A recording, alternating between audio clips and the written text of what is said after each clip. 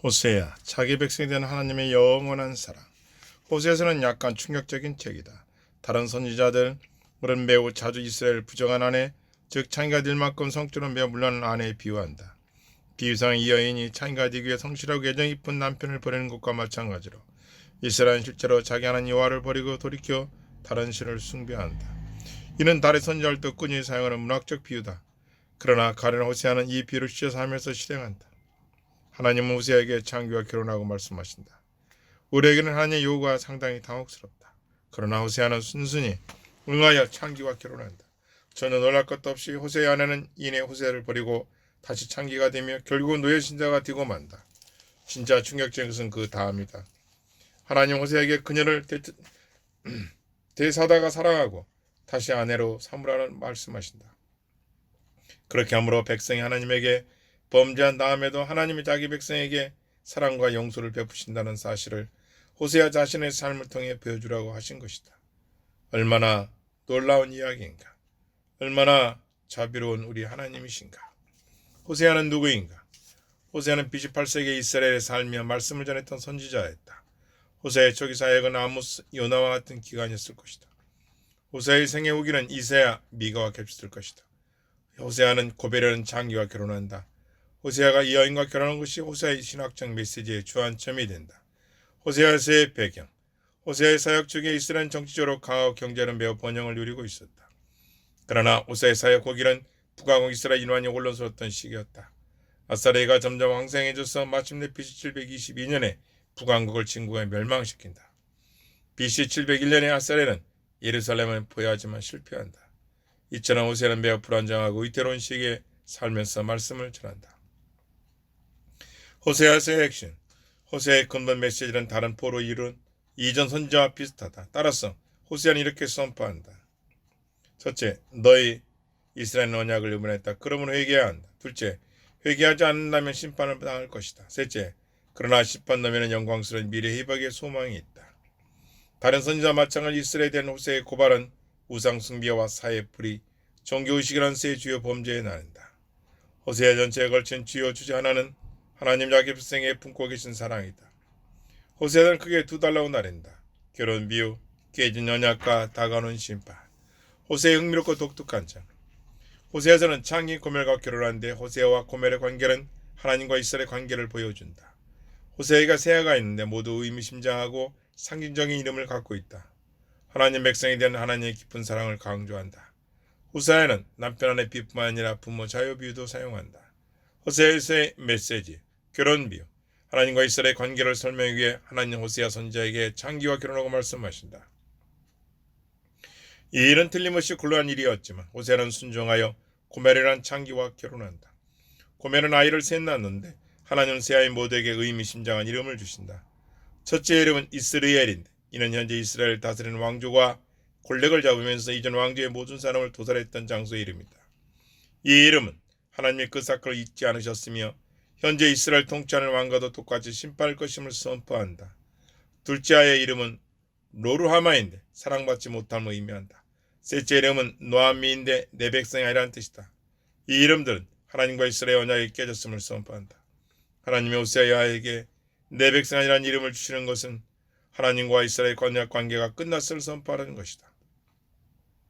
따라서 북왕국은 BC 720년에 아스레의 징벌을 받아 멸망한다.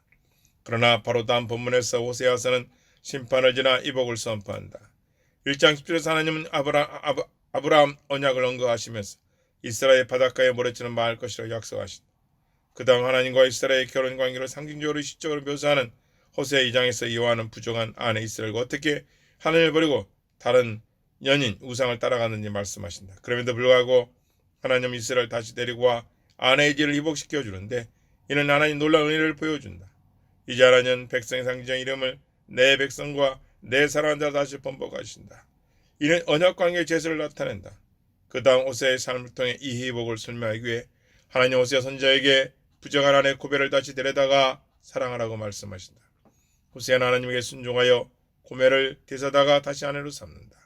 깨진 언약과 다가오는 심판 4장에서 14장.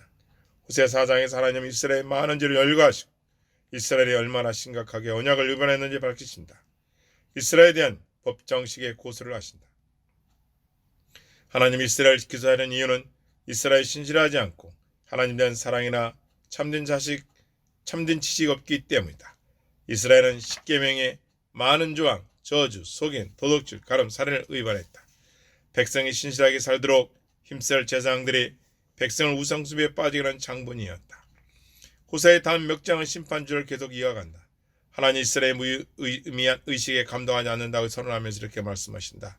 나는 성실과 사랑을 원하고 제사를 원하지 아니하며 번제보다 하나님을 아는 것을 원하노라. 6장 6절. 이 단락에는 전체에 걸친 제약된 행위, 우상숭배, 사회불의, 주제와 심판주제, 침공, 멸망, 포로 서로 얽혀 있다. 호세아 11장에서 하나님은 남편 아내 비유를 아버지 자녀로 비유로 바꾸신다. 자애로운 아버지처럼 하나님은 자신이 아장내며 걷던 에브라임에게 걸음을 가르치고 돌보았다고 선언하신다. 하나님은 에브라임이여 내가 어찌 너를 놓게 했느냐고 부르짖으시면서 다가오는 심판에 대해 기록하신다. 그러고는 다가오는 심판놈의 미래 회복으로 또다시 시선을 돌리신다. 호세아 11장 14장에서 여호와는 특별한 구원사건 출애굽을 자주 언급하신다. 성경의 다른 많은 곳에서처럼 호세아서 이 부분에서도 하나님은 나는 너희를 이집트 땅에서 인도해낸 여호와 너희 하나님이니라 고 말로 자신 및 이스라엘 자신과의 관계를 규정하신다. 호세아서는 회개 요청으로 끝난다. 이스라엘에게 돌이키면 하나님 역식을 것이라고 호세아는 선언한다. 그러나 이스라엘은 얘기하지 않으며 결국 심판이 임한다. 호세아의 결론은 마치 경고의 자문처럼 들린다.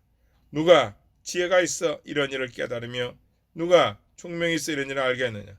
여호와의 도는 정직하니 의인은 그 길로 다니거니와 그러나 죄인은 그 길에 넘어지리라. 14장 9절 말씀.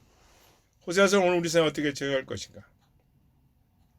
로마서 5장 8절은 우리가 아직 죄인 되었을 때 그리스도께서 우리를 위하여 죽으심으로 하나님께서 우리에 대한 자기의 사랑을 확정하시냐고 말한다. 호세아 이야기는 하나님의 사랑의 깊이를 감동적으로 모시한다.